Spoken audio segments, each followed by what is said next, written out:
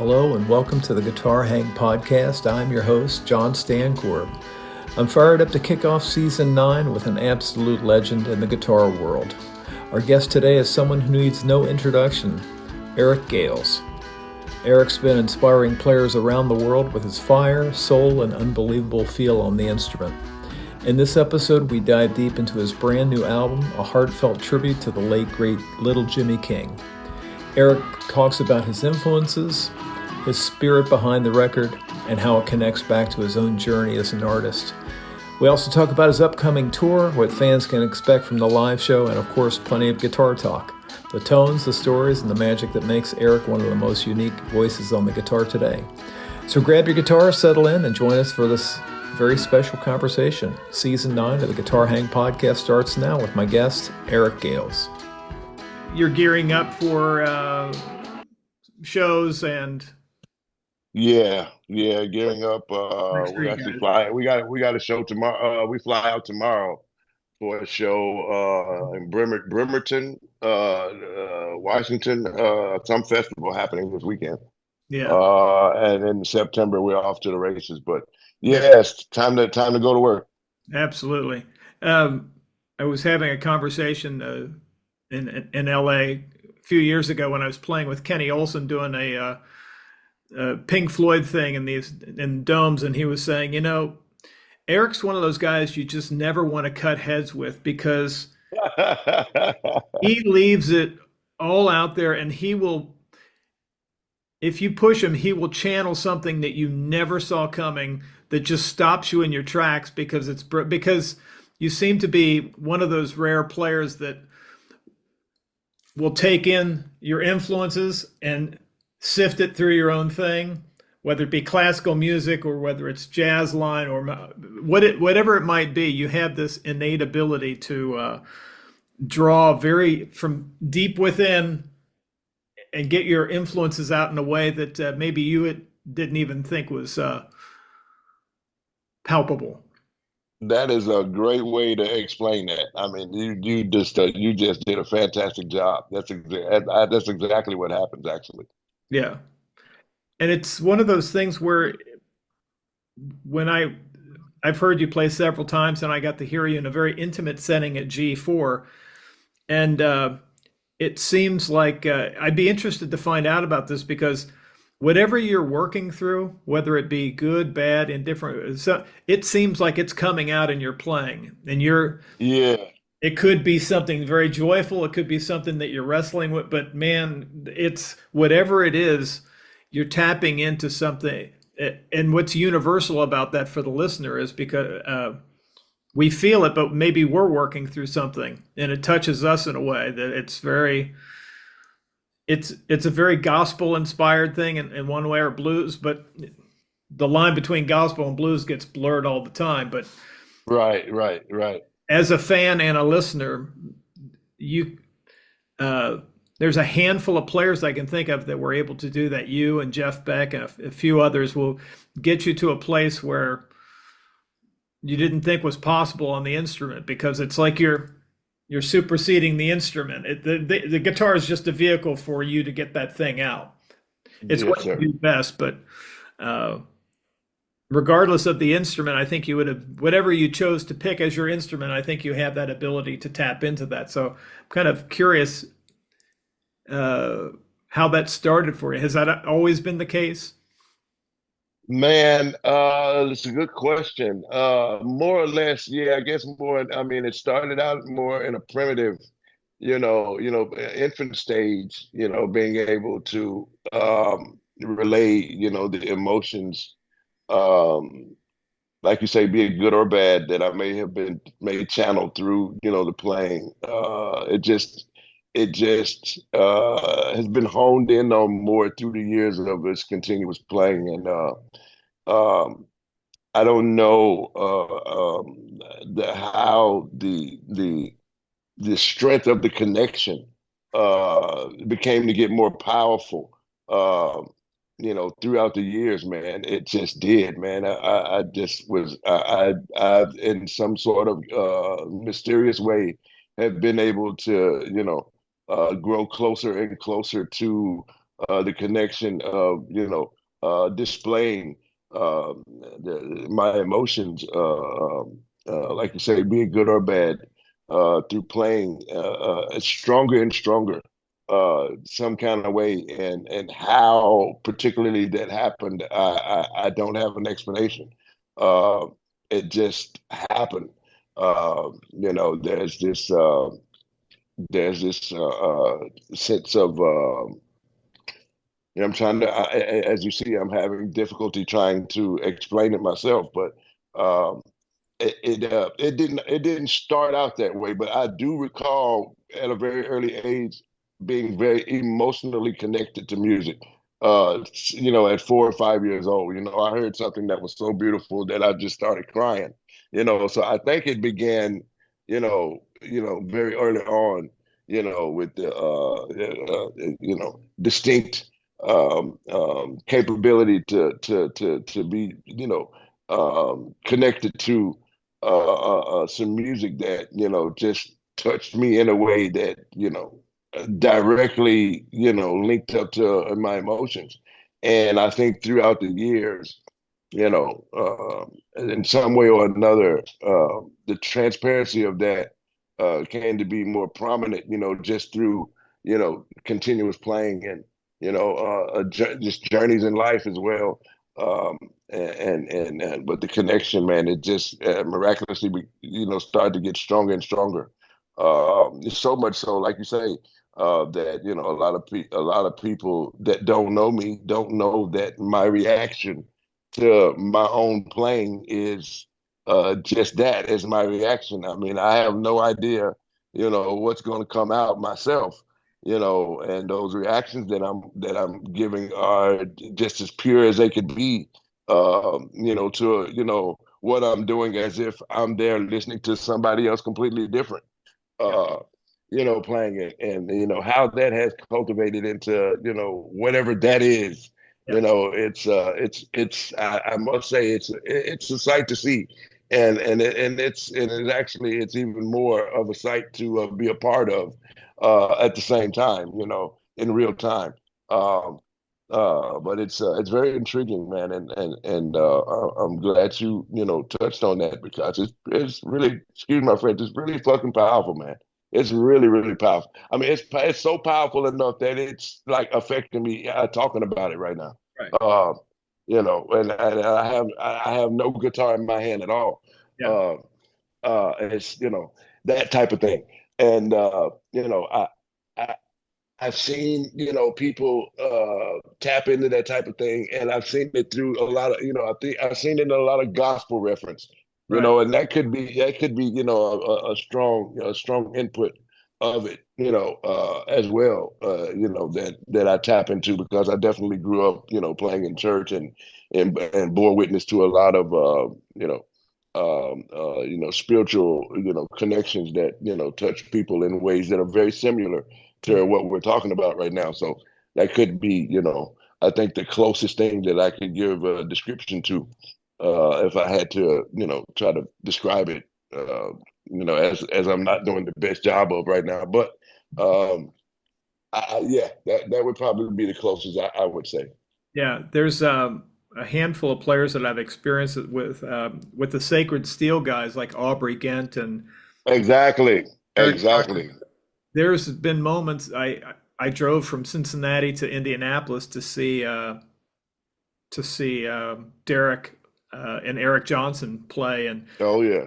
it hit me so hard that I left after one song. It just crushed me. I was so emotional. I left. I drove all the way back to India. I saw one song, and Derek struck me so. I mean, the band started playing a groove, and he hadn't played a note yet, and his hand was on the guitar, and then all of a sudden it seemed like sleight of hand. Somehow his hand went down, came back up. He had the slide on, played the first note. I was off to the side of the stage. He hit the first note, and the audience recoiled. All of them Ooh, went back. man. He hit something that was so, and I was like, oh man, this is, and I'd seen that with Aubrey Gent and Jeff Beck and yourself. Oh yeah. At the G4 thing, it was a very small, intimate crowd, and you played, and it was you. I remember it was so beautiful because you had to take a break.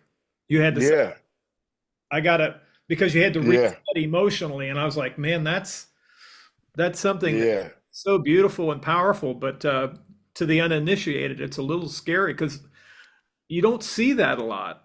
You see a lot Right, of right. great guitar players on Instagram and YouTube and that kind of thing. But when you're in a room and somebody is tapping into a spiritual thing that's so far beyond your understanding and it's touching you and you don't know why, You're right, it's huge. right. Yeah, it's very, Yeah, and I think God gives a handful of players that ability because not everybody could, I don't think everybody could handle that. I agree. I agree. I do agree, man. Yeah, that's it's. I have to agree with you on that. It's strong, man. It's really, really, really strong, man. Yeah, yeah. And so, I mean, if you can imagine actually, being in the midst of that, and being the conduit, Yeah. uh, it's strong, man. It's powerful. So I get it, man. Yeah, I could totally relate to, you saying, it's so powerful that you had to leave. I mean, it was, I mean, that, and it's, I mean, you got your money's worth just in that Yeah, short of time. right. I mean, it happens, man, and I'm thankful. I'm very blessed to be a part of something like that, and trying to explain how it comes about, or how do you hone in on something like that is very astral plane like, and it's godlike, if I can be so bold enough to use that quote. It's very near to godlike, activity. If I had to put a labeling on it, and it's something that happens, quite often. With when I'm engulfed with playing music, and it's just powerful, man. Which there are parts of this, there are times in this record that it happened. Yeah.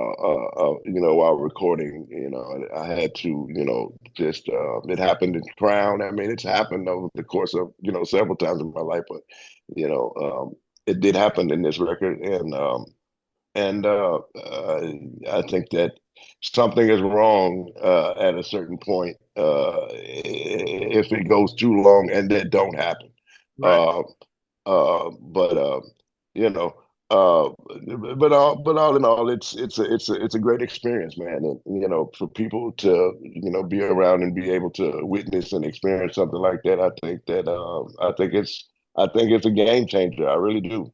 Yeah. Uh, and to sit here and have a conversation with you about it feels a little weird and a little odd, but it is what it is, and it's a good topic that you tapped into there. It's a good one, man. Yeah, that was a Yeah. good time. If I remember, at the G4 G3 G4 thing, that Yeah. was And a it was fun time. a very joyous thing with you playing with Luke and those guys and Joe and they were experiencing it. I mean, we all could feel it. The one thing I would say is when I heard about the name of the album a little bit ago, I Want My Crown. I thought, well, that's perfect because here's a guy that I think has surrendered so much and said, you know what, I've gone through difficult stuff, but I am just going to surrender my life to this thing. And I thought, heavy is the head that wears the crown because the responsibility is heavy, but it's something that you're willing to take on. And conversely, your brothers with Joe or with excuse me, with Josh and Joe Bonamassa, they create an environment in the studio for you to do the best thing for. Just that. And the fact that Hmm. you guys are so close and it seems like it's the perfect thing for you to thrive, perfect situation because you're capturing things on record that I think very few people they always wish, man, I wish I could capture the live thing. I think you do that Hmm. a lot. There are moments in the live I'm like, holy, that's some I would think it's a live album, but it's, I think, the fact that you and Josh and Joe know how to create this environment for this to come out. You don't force it, but somehow it It arrives. just happens. Yeah, it arrives. It shows up. It definitely shows up. And yeah, there were definitely moments that it happened on this tribute record, which I'm so glad. And hopefully people that listen, can bear witness to a glimmer of moments in time that they feel that it happens throughout this record. And it was very intentional to try to make that happen, channeling, the memory and a tribute of my brother. And that's something that I was wanting to, see come across. And I think we accomplished it a little bit. I think we did. Yeah, it's hopefully the folks that love the record will go back and do a little research and see about his time with Albert King and just where the whole family Yeah, connection, the Gales brothers and all that kind of stuff. It's shining a light on that is a great thing. Besides being a tribute, it also allows people to kind of go back and if they hadn't heard of Little Jimmy King, they can kind of find out, yeah, trace his roots back. eh, exactly, exactly. Is the are there projects that you have be I know, do you set up projects in advance of doing certain tours, or is it typically recording the album, going out and touring, and then finding some things? Or are you thinking about things on the road of possible things that you'd like to do next? Where do those ideas Uh, come to you? it's a combination of it all, man. It basically, it'll kind of birth from.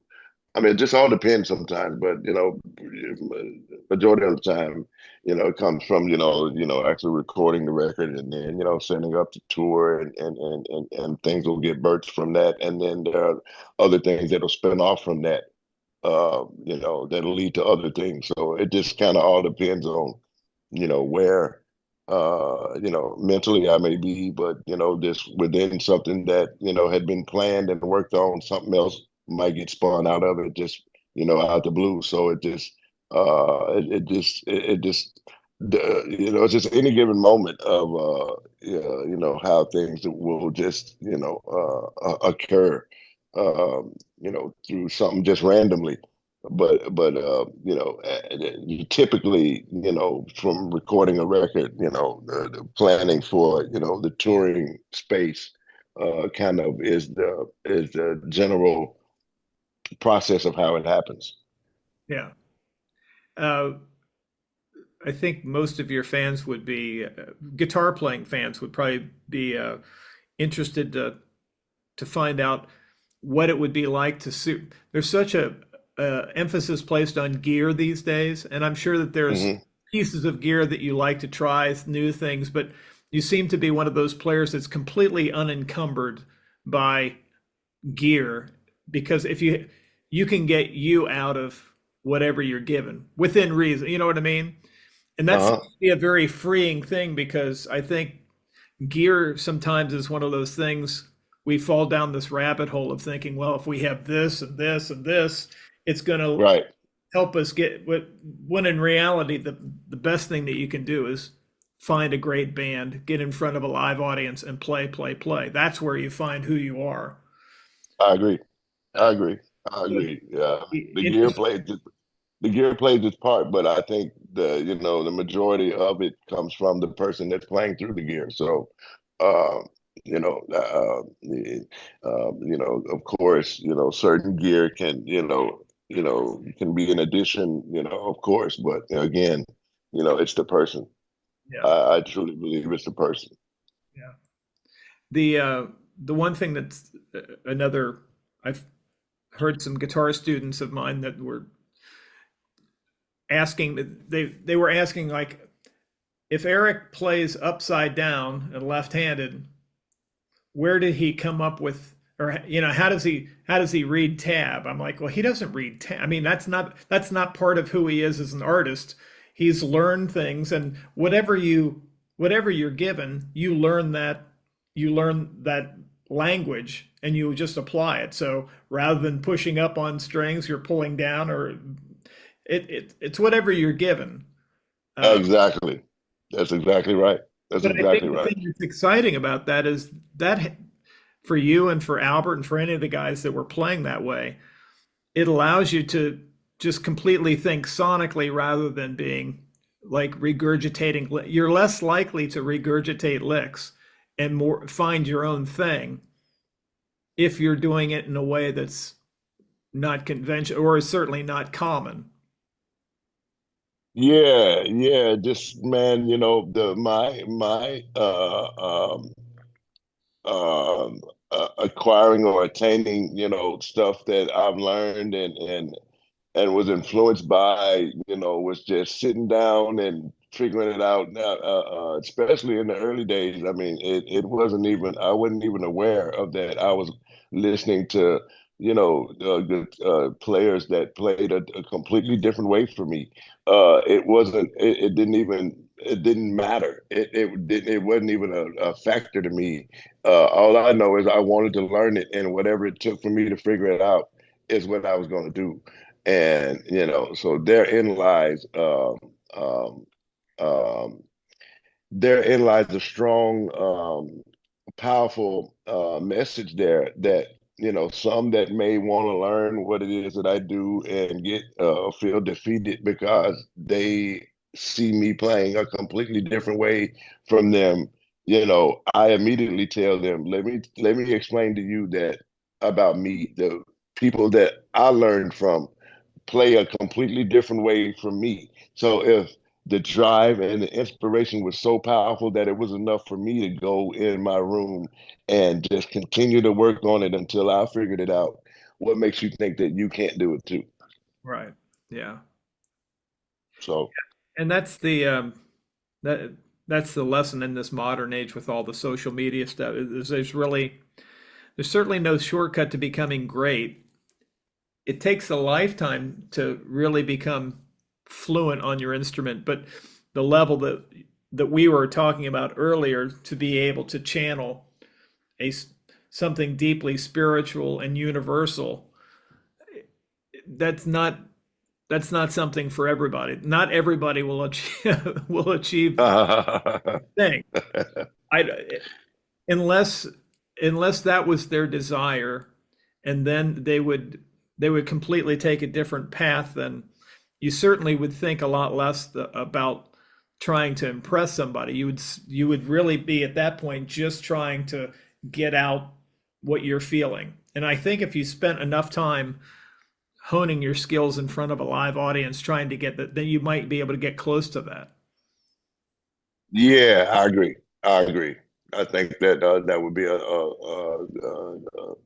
a more suitable bed to usher in stuff like that with that sort of environment uh, in front of you. Provided things were lined up as they should. I mean, that would be to be able to have that audience, to be able to have an audience or a reflection, to be able to bounce back something of a give and take, or a give and reciprocate sort of atmosphere to kind of open the window for that, for you to be able to give to somebody and they be able to receive it, and you sit there and feel that they have received it. Being in front of somebody and playing, I think, is a more suitable atmosphere for that. Absolutely. Thank you, my friend. Thanks for having me, man. Good talking with you, bro. As well. Cheers. All right. Ciao. Wow, what an incredible way to launch season 9. A huge thanks to Eric Gales for hanging out today and sharing his heart, his stories, and his music. Make sure you check out Eric's upcoming tour dates. If you get the chance to see him live, do it. It's a musical experience you'll never forget.